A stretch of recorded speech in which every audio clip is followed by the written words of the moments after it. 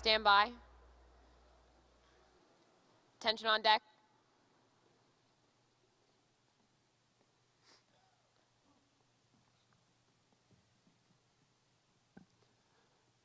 Please be seated.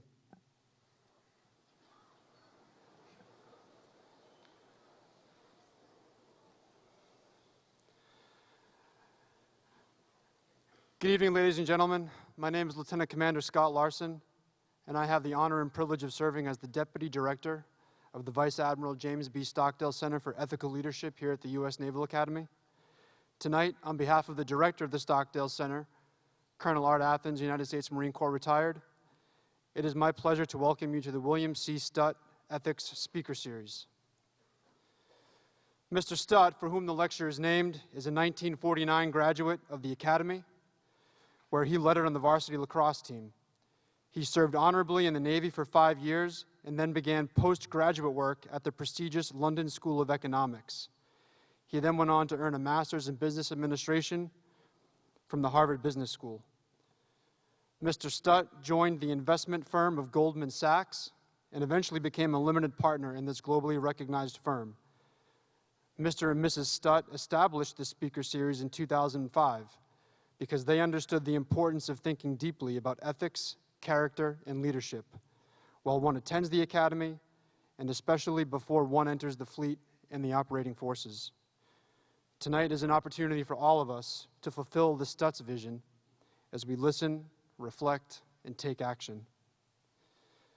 I am honored and privileged to introduce tonight's guest speaker, Dr. Brad Allenby. Dr. Allenby has had an illustrious academic and professional career. He currently serves as the Lincoln Professor of Engineering and Ethics, President's Professor of Civil, Environmental, and Sustainable Engineering and of Law, Founding Chair of the Consortium for Emerging Technologies, Military Operations, and National Security, and Founding Director of the Center for Earth Systems Engineering and Management at Arizona State University. He joined the Arizona State faculty in 2004 after serving as Vice President for Environment, Health, and Safety at the AT&T Corporation. Dr. Allenby has previously held prestigious positions and appointments both in academia and the private sector, to include President of the International Society for Industrial Ecology, Chair of the American Association for the Advancement of Sciences Committee on Science, Engineering, and Public Policy, and Chair of the Institute of Electrical and Electronics Engineers Presidential Sustainability Initiative.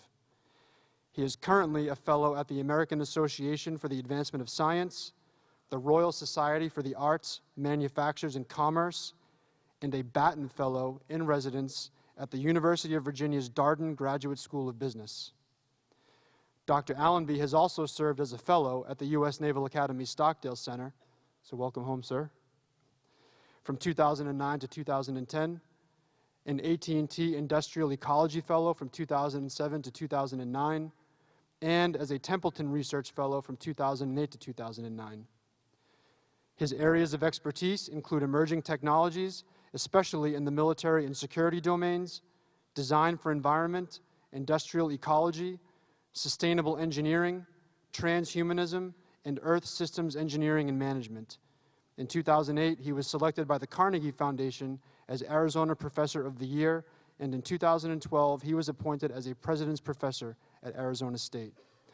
Dr. Allenby is the author of numerous books. Among his most recent titles are Industrial Ecology and Sustainable Engineering, released in the fall of 2009, The Techno-Human Condition, released in 2011, The Theory and Practice of Sustainable Engineering, released in 2011, and The Growing Gap Between Emerging Technologies and Legal Ethical Oversight, released in 2011.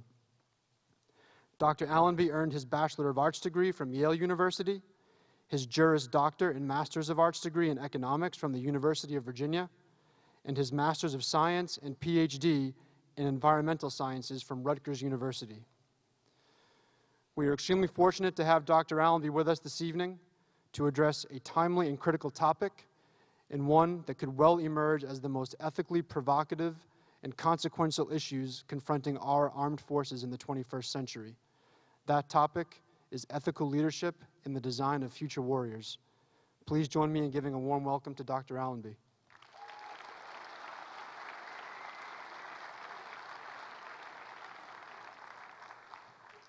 Thank you, Lieutenant Commander Larson. I would like to thank the Stockdale Center for having me here and ask that you not blame them for the next 40 minutes. I would like to begin the discussion by making 2 points. The first is that it is not my job to get you to agree with me or to like me. It is my job to get you to think a little bit more about the world that you're already in and its implications. I will be checking out sooner or later. You will have to live with this world for a long time, and in large part it will reflect your choices, and they will be more important and more deep than any choices that I have had to make. You need to think about them. You need not to worry about what I think about them, because I am already obsolete. I find Facebook to be an unnecessary accoutrement. I do not use Twitter. I wouldn't use Twitter if I knew how to use it. You are already different than I am. If I took an fMRI, a functional MRI, of any one of you in this audience and compared it to an fMRI of me trying to do the same thing, let's say we're trying to multitask, what you would see is that your brain is wired differently than mine. The differences between you and me are not differences that are simply trivial results of my not liking Facebook. We're wired differently. To some extent, you are already a different human varietal than I am. So you need to be very careful about what I tell you. You need to think about whether you think it works for your world, because the responsibility is yours, not mine. So that's the first point. Second is, I'd like to ask a question. How many of you have been vaccinated? You realize, of course, that this means that I am looking at an entire auditorium full of enhanced human beings. That what I have done is taken a technology, designed it in such a way that when I put it into you, it will permanently change your immune system, and it will do so in such a way as to ensure that you live longer than you otherwise would have. You have not been enhanced up to normal. You have been enhanced beyond normal already. How do you know that? Your life expectancy now, probably for this kind of audience, 85, maybe 90. Life expectancy in parts of the world where those technologies may not yet be practiced, 55. That's a huge difference. That's another human varietal difference. It's an enhancement difference. So when we start talking about human enhancement, don't make the mistake of thinking that this is old man's war or some other piece of science fiction, because it's already here, sitting in front of me. Some of the enhancements are obvious, like vaccines. Some of the enhancements, like being wired to couple into the technology that surrounds you, those are not so obvious. So with that in mind, let's think a little bit about the context within which we need to place ethics. Now, there's at least 3 domains that are changing very rapidly and unpredictably. One is technology. I'll use some of those examples because I teach engineering, and technology is really fun, and frankly, technology is cool.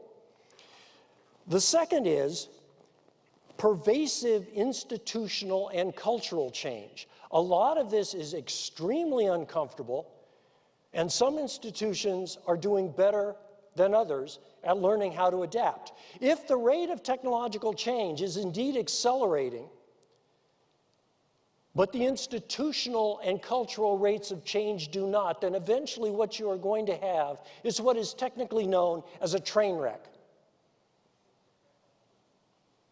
We are in a very competitive world. Other cultures would dearly like to match our status, our power, our military prowess. It would be unfortunate indeed if one of the institutions that was trained wreck was the U.S. military. Finally, and this I think should be painfully obvious to you, we're in a period of rapid and unpredictable and accelerating geopolitical change. Now, the reason I bring all of these up together is because I'm going to tell you some stories about technologies. And stories are always nice, but they're always single case.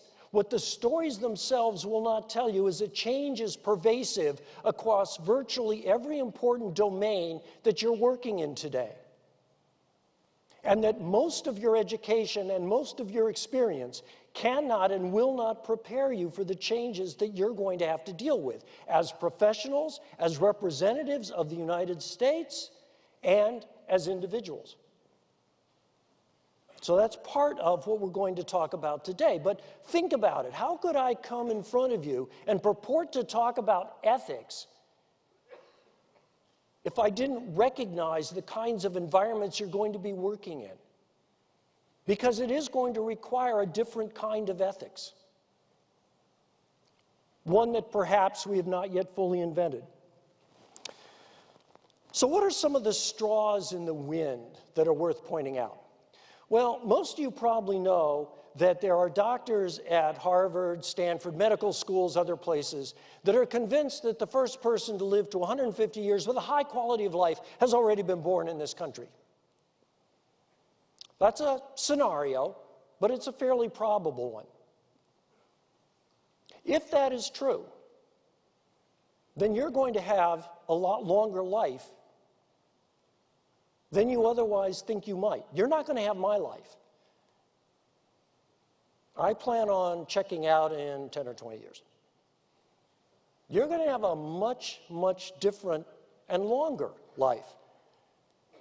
Because if I can keep you alive to 150, given the way technology is changing and how rapidly it's changing, it is highly probable I can keep you alive indefinitely. This is not science fiction. It's not science fact yet, but it is not science fiction. There's a lot of money going into developing the necessary technologies. What are you going to do with that? How are you going to think? How does it change your attitude towards risk? How does it change your attitude towards culture, towards society, towards each other, towards human institutions, all of which presuppose a fairly limited lifespan? What is it going to do to the pension system? Good luck with that. What is it going to do to power structures? What would it mean to you, for example, if people like me, instead of nicely checking out, hung around for another 30 or 40 years? What does that do to your job prospects, your promotion prospects? That's not going to happen with me, but it might happen with you. And what are you going to tell the generation behind you? Sorry, you can't have as many kids because the resources are ours, baby. Really? You think that'll work? You think that's ethical? All right then. A couple of other examples. Augmented cognition. We're getting to the point where we're producing enough information and you live in complex enough environments that cognition may no longer be the province of individuals.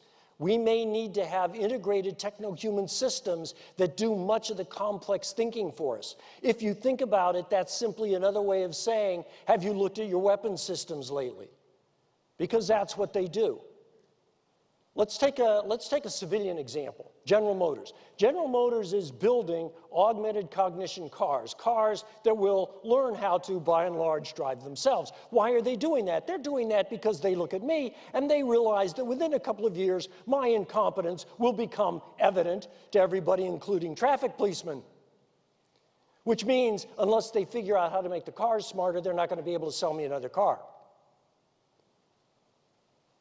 So augmented cognition is something that is reasonably common in terms of technological development at this point.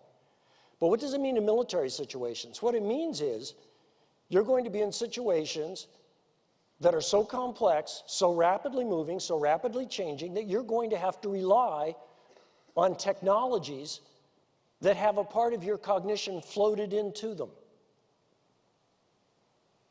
Whether you're on the loop or not becomes increasingly immaterial.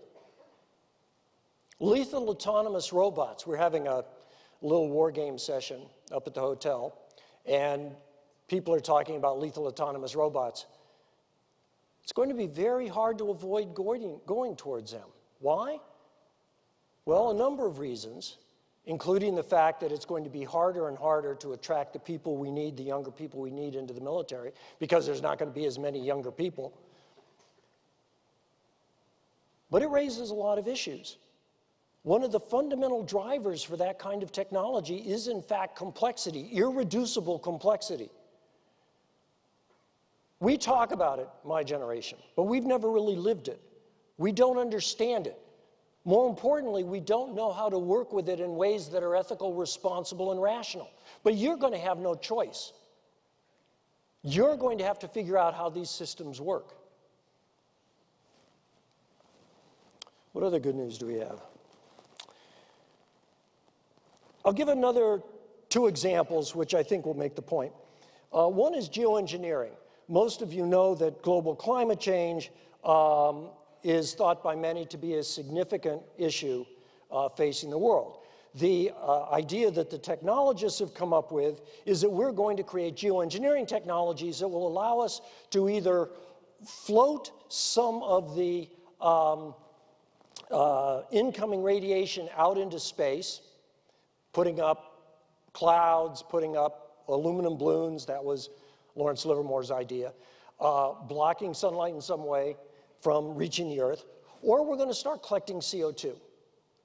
We can do that using technologies that have been developed for other purposes, and as of now, I could deploy systems that would capture CO2 from the ambient atmosphere, liquefy it, and inject it into underground geologic storage facilities.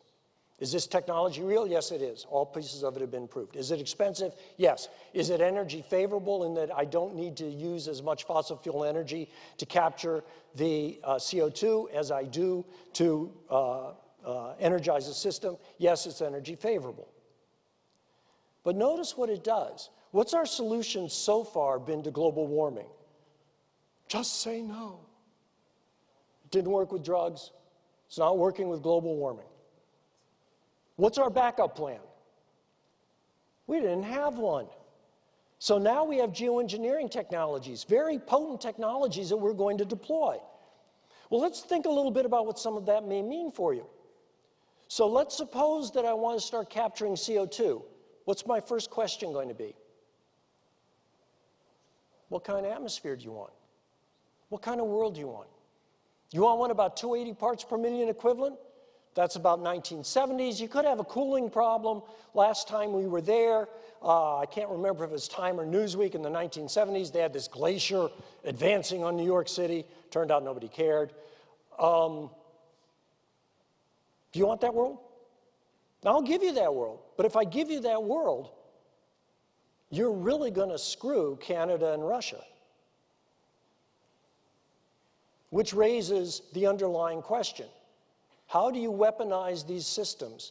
How do you keep other people from weaponizing them? Is it ethical to use that kind of fundamental system? Is it ethical to allow CO2 to continue to climb? Before the questions were easy, right? It was just say no, and you really didn't have to worry that it wasn't going to work. But now it's much more difficult, right? Because now what I'm asking you is, what kind of world do you want to design? Do you choose to design? It's true of carbon. It's true of nitrogen. It's true of sulfur. It's true of phosphorus. It's true of the hydrologic cycle. This is a world you've already got. What are you going to do with it?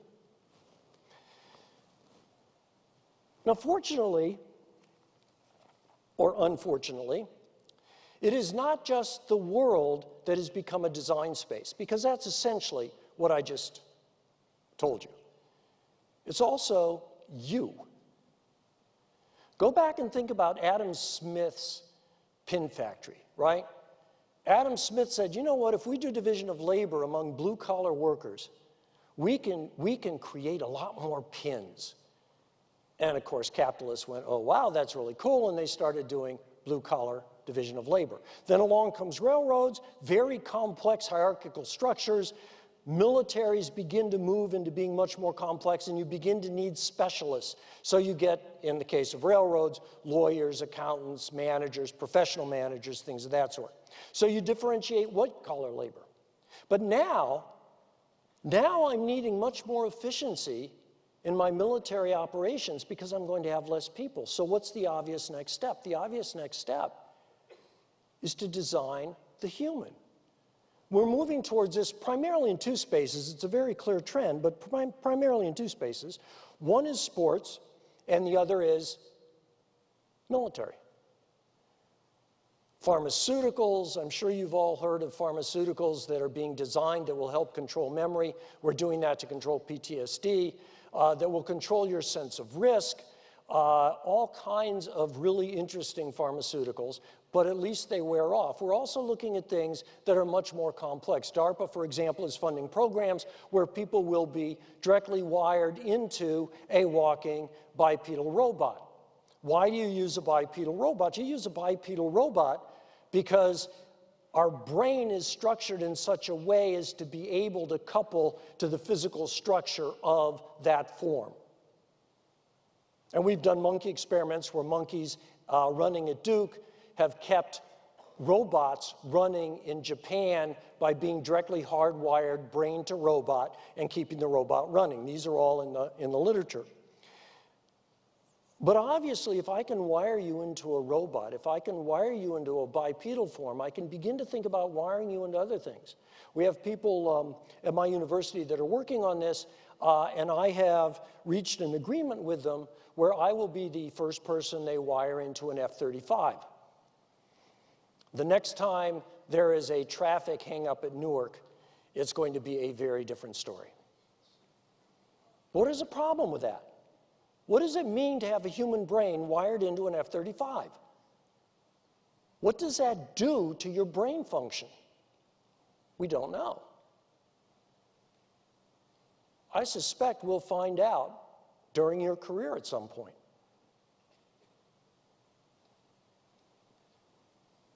Not only are we talking about engineering the human, we're talking about the human as a design space that redefines what it means to be human.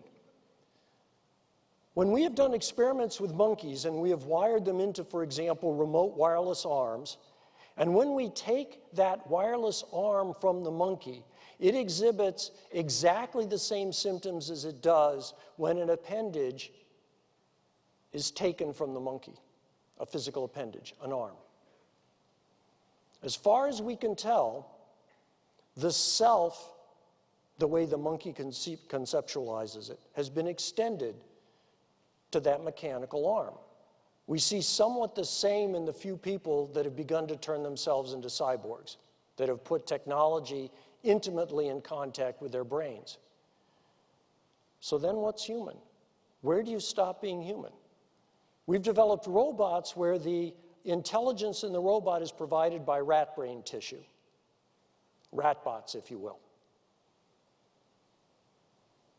So suppose in another 10 or 15 years we've learned how to keep brains alive, I die, and they take my brain and they put it on a robot. Is that a human or isn't it?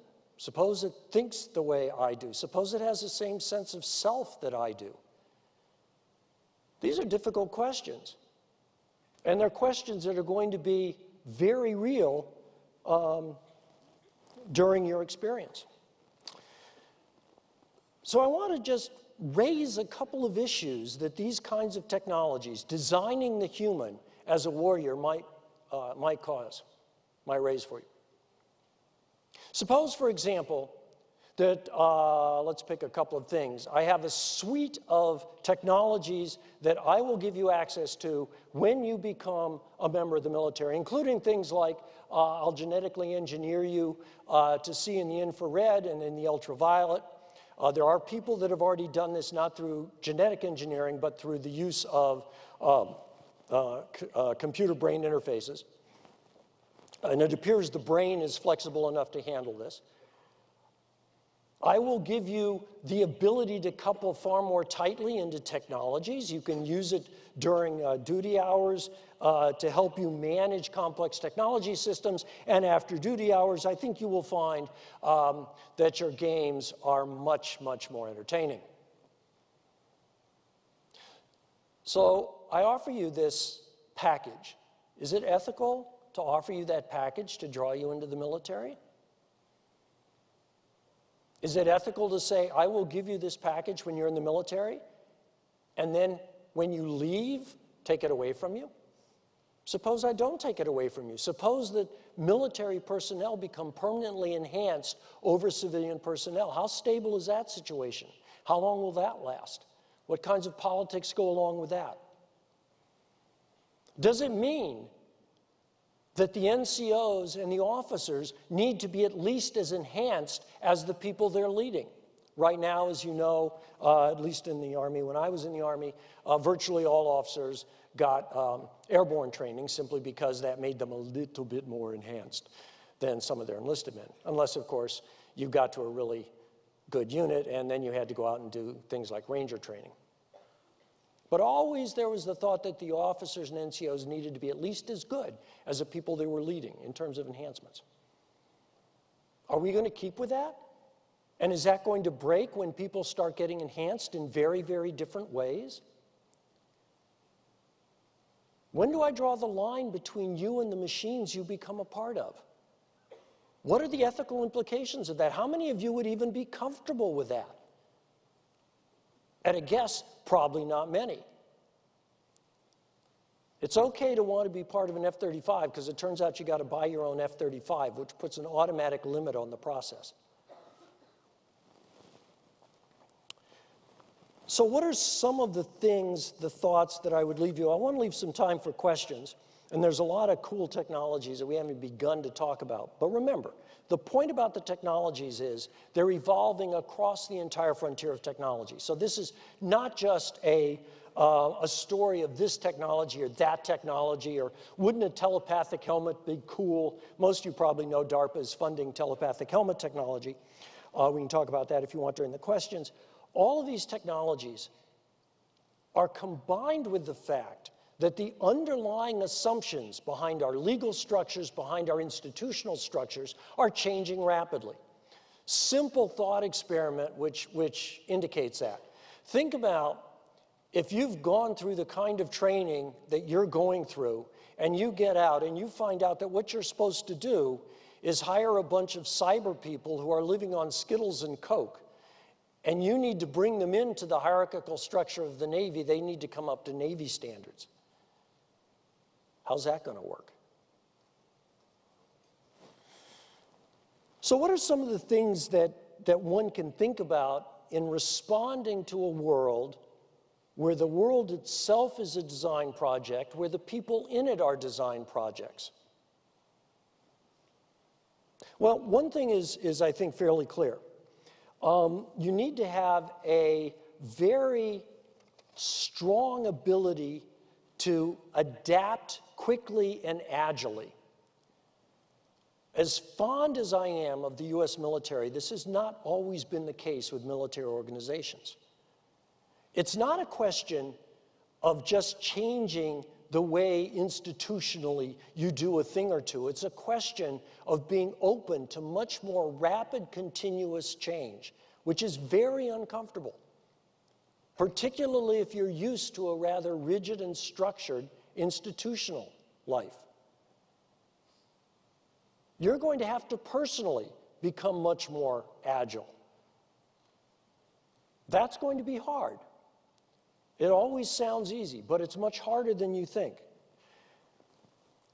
We need to develop institutional, technological, and personal option spaces to think a lot more about what we're going to do if something changes fundamentally.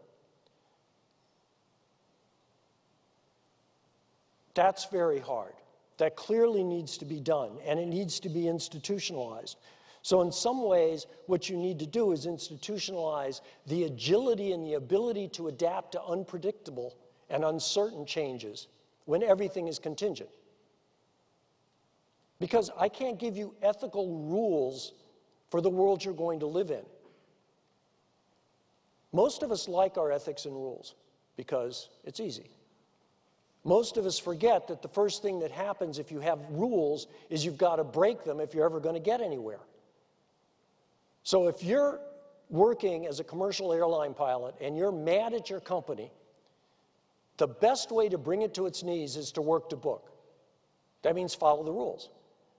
Because the way any complex human system works is knowing when to follow the rules and when not to follow the rules. I probably shouldn't be telling you this. It's a real skill. It's a necessary skill. Because rules themselves will never be enough, and they particularly won't be enough in the environment that you're going to be facing. You've got to eschew ideologies. All of us like ideologies. Ideologies make a complex world simple. But if complexity is the essence of the world you've got to manage, then ideologies are a dangerous trap, because they will blind you to the things that you need to know and think about and understand if you're going to operate in this kind of world. Now, it doesn't mean that you need to give up your personal beliefs. You shouldn't do that. But you should recognize that other beliefs, even diametrically opposed to yours, are not only possible but a necessary part of your world. And you need to understand that your job is to solve problems, major problems, in the real world. That's a very, very hard task. And I save the best for last. If you're going to function in this world, you, the people in front of me, you're the leaders. You're going to have to know what to do when other people don't. Look around you, not in this room, but outside. Look at the politics. Look at the economics. Look at the inability of people to sacrifice for the greater good. What this world needs is adults. And you're going to have to be adults. In a world that is more challenging, more dangerous, stranger, more complex than anything any generation before you has ever had to work with. I can't tell you how to do that. But I can tell you that very few people make it. And I sincerely hope that all of you will. Thank you very much.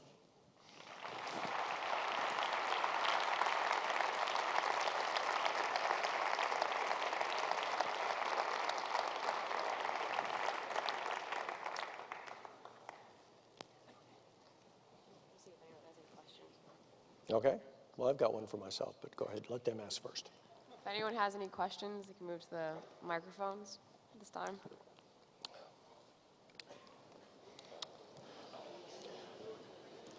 While we're waiting, Dr. Allenby, you've talked a lot about technological change and evolution, and you've implied that it's somehow different. Doesn't every generation think that technology and change are its property and that it's unique and different?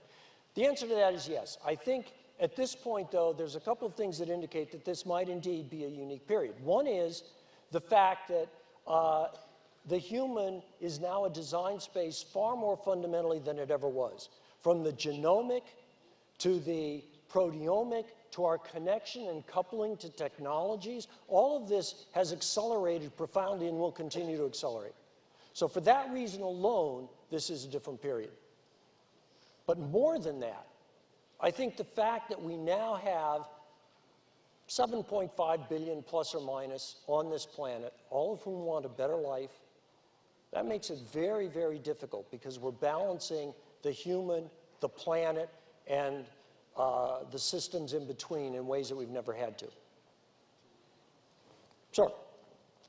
Sir, Midshipman Third Class Papadakis, if we are interested in learning more about these technologies and the moral dilemmas that they pose, what books would you advise us to read?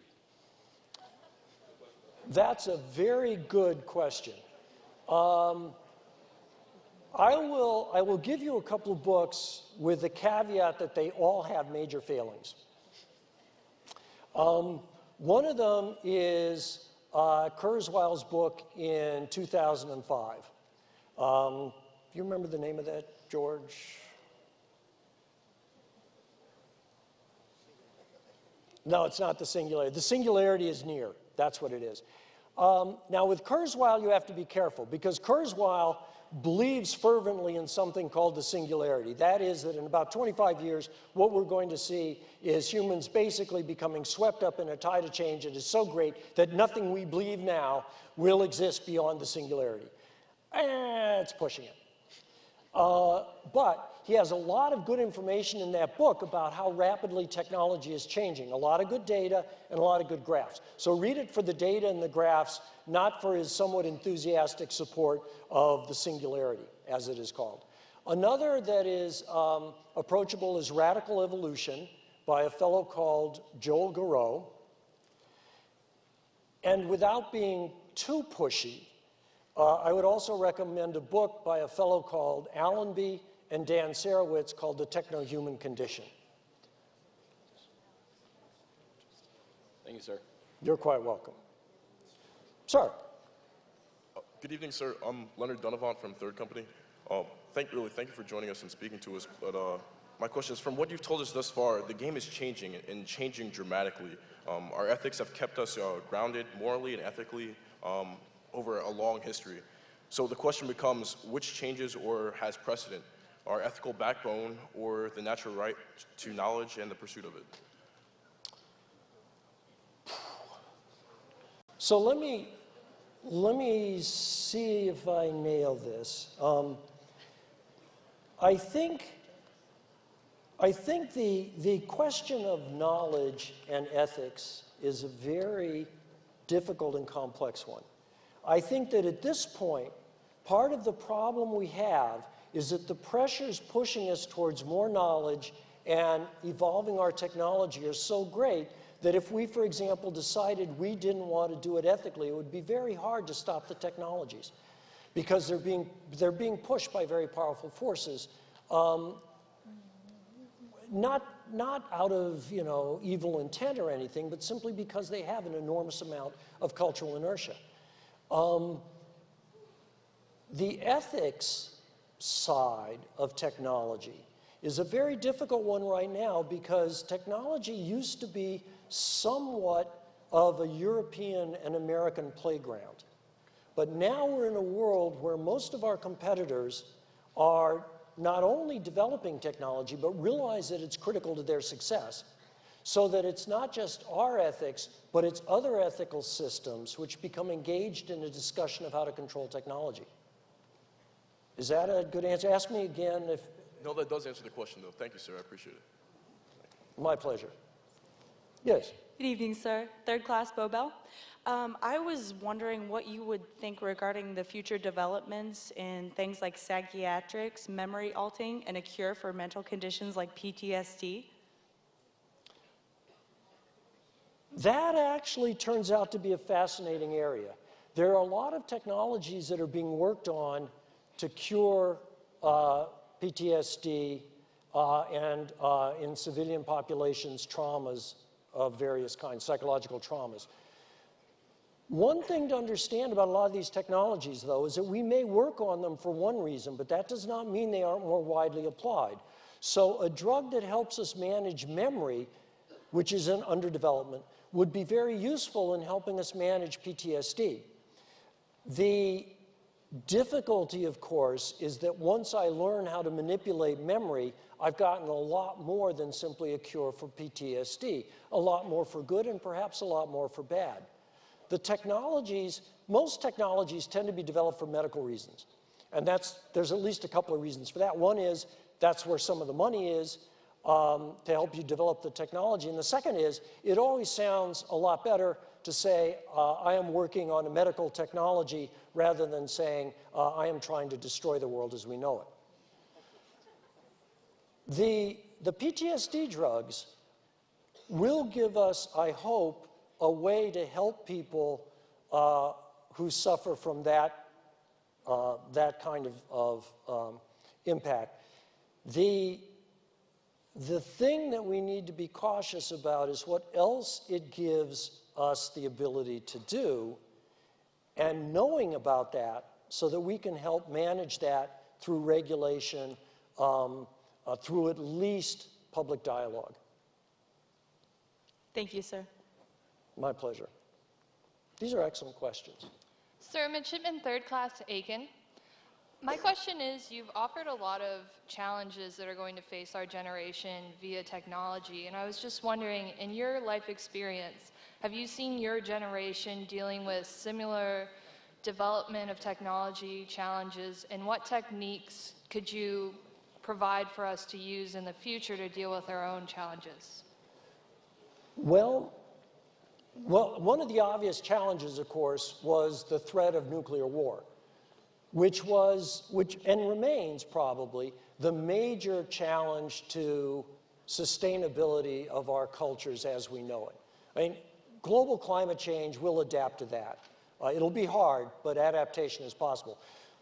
Major nuclear war, no, all bets are off. So the way that my generation dealt with that is we were trained to hide under desks. I was, I don't know, 6 miles from Washington in a Virginia suburb. Hiding under a desk struck me as being a kind of strange way to respond to a major nuclear attack by the Soviet Union. We really don't have a lot of good advice. There are things I think that we could certainly do better. For example, very few schools have really good courses on the history of technology that are focused not just at sort of the this came along and then this came along, but focused on how did this technology fundamentally change the culture it was a part of? How did railroads change the United States? They were huge, tremendous impact, that kind of question. I think there are things that we can learn from. And I think that we should go back and look at some major technology systems, cars, railroads being 2 obvious examples, electrification. But I don't think we do a good job of learning from them yet. And I think that's one area that we could certainly do better in. But the second, as I say, is we don't know how things are going to change, but we know they're going to change and it's going to be uncertain and unpredictable. So the way to adapt to that is probably to work at developing agility in your ability to deal with issues intellectually, so that personally you don't become upset by it, and helping institutions that you live in and work in become more agile. That's a huge challenge, but it's really the only way to adapt effectively to a future that you can't foresee. The way that a lot of people take is they'll listen to a futurist. And a futurist will say something like, well, we have 7 billion people today, and if I draw a straight line, in 100 years, we'll have 15 billion people, and it will be really kind of terrible. But that's not, of course, the way the future works. So the way to think about the future is as a tremendous opportunity, a wonderful time to be alive, but something that needs to be understood and worked with very carefully, but that can be understood and worked with only as it happens, because we can't predict it. That's not much help, but that's what I got. Thank you, sir. And I would add, be careful about listening to people like me. Remember what I told you.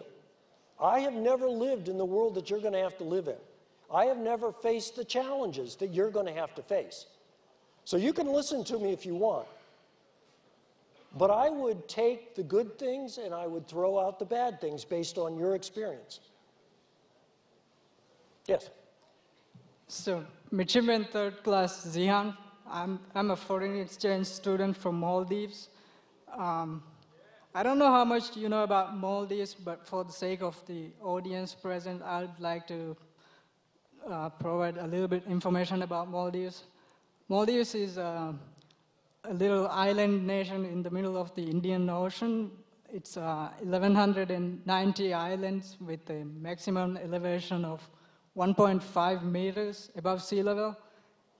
You talked about the possible technologies for reducing carbon footprint, and you also talked about the ethics of using these technologies.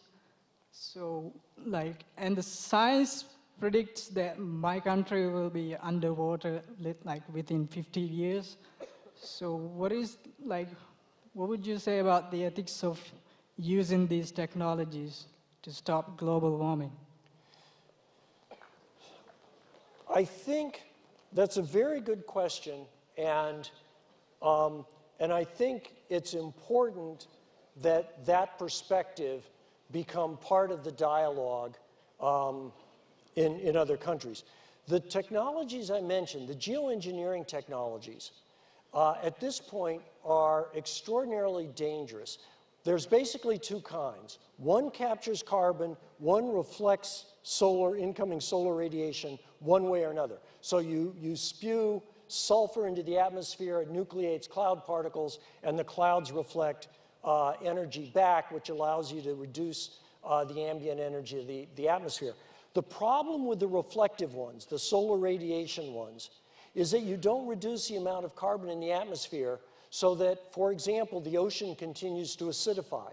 And in doing so, it endangers a lot of life forms because calcium metabolism, calcium carbonate, is a very important part of, for example, mollusca and other organisms, corals.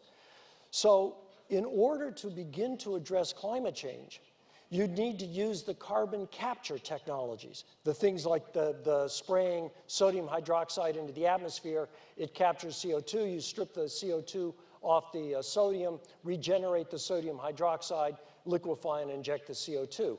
Those technologies are available. They're expensive, but they are available. I think the unfortunate truth that has to be overcome is that most countries today don't care enough to pay money to try to control climate change. So, for example, Europe is building coal-fired power plants because they're phasing out, Germany, for example, is phasing out of nuclear. They're not putting carbon capture and sequestration on those plants. You could capture much of the CO2 that comes out of the pipes and inject it. They're not doing that. We're not doing carbon capture, which we could do. So the reality of the political situation is not a good one. I say that not because I think it's good or bad, but simply because that's the way that the world community is responding. The Kyoto process is the effort by the UN to address climate change. It's basically dead in the water. That's not a good thing, but it's not making any progress. So I have seen proposals by some islands to create floating extensions so that you build extensions above the island as it sinks because of climate change. As the water rises, you have extensions above it that enable you to maintain the existence of those states. But that's pretty unsatisfactory. There are no good answers to the situation that you pose. But let me point out one very important factor that your question raises. It is a choice to allow that to happen. It is not an existential, unavoidable crisis. It is a choice. There is a staggering lack of ability to assume responsibility for what we have already created in this world, much less what is coming down the pike. That situation could be alleviated. All evidence is that we will choose, by pretending that it doesn't exist, by pretending that other solutions will work, we will choose to allow that to happen. I think that's seriously flawed, ethically flawed, irresponsible. But that's the way things are trending. I'm sorry. Thank you, sir. Last question. Yeah. I'm not sure who's, oh, we take two more? Sure, two more. Okay, last questions. So, third class Blanchard, you talked about developing nations getting more and more clout, both geopolitically and technologically.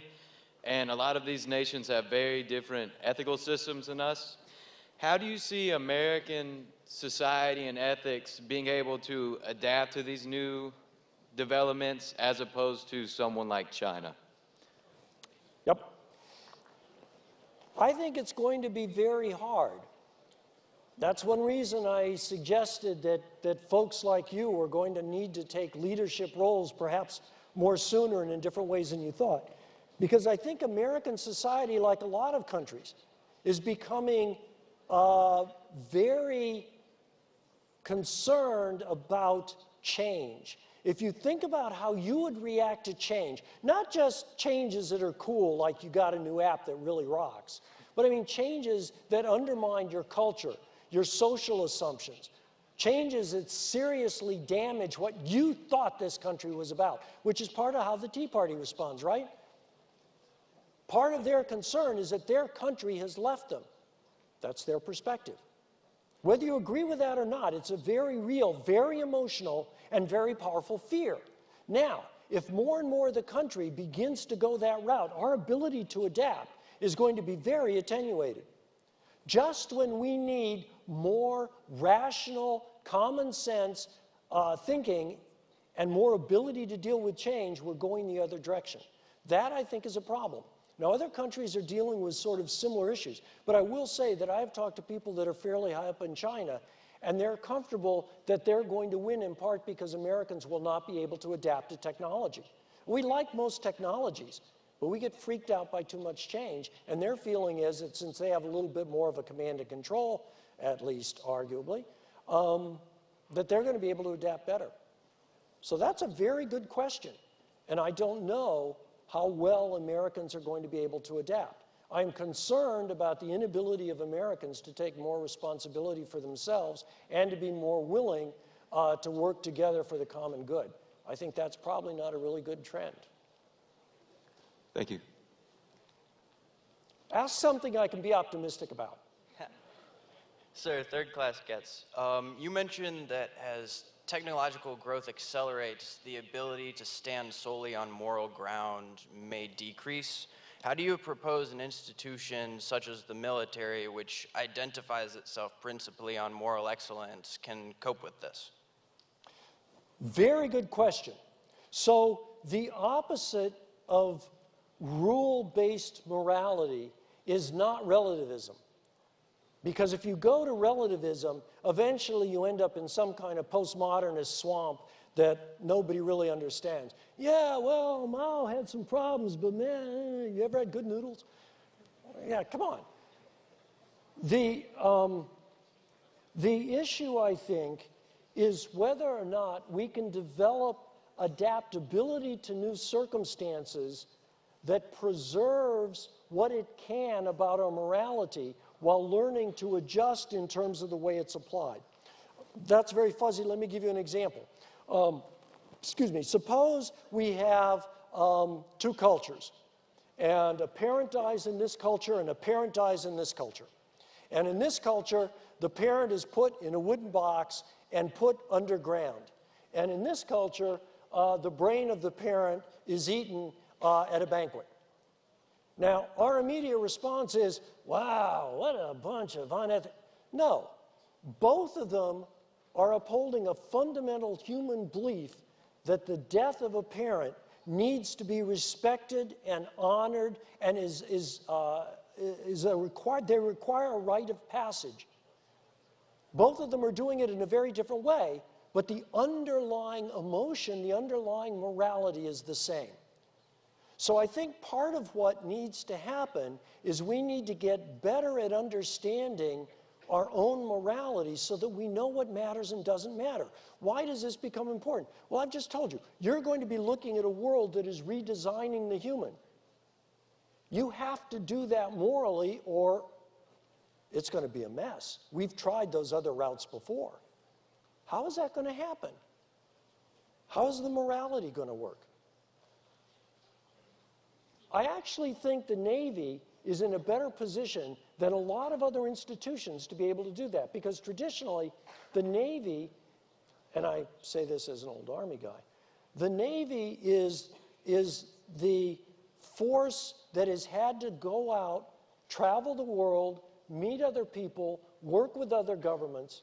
Navy officers, I shouldn't say this, used to be far more suave and educated than Army officers. This was a long time ago. It does not apply now. But there was a reason for that. So I think in some sense the Navy is an appropriate force to begin thinking about that, because I think it's in your DNA. Thank you very much, ladies and gentlemen. Sir,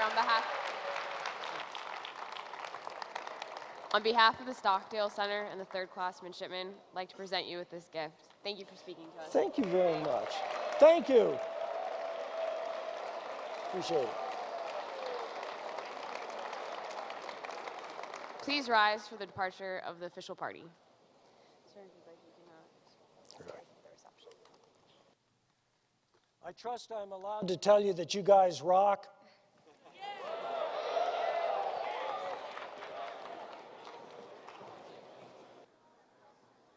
Dismissed. Have a great evening.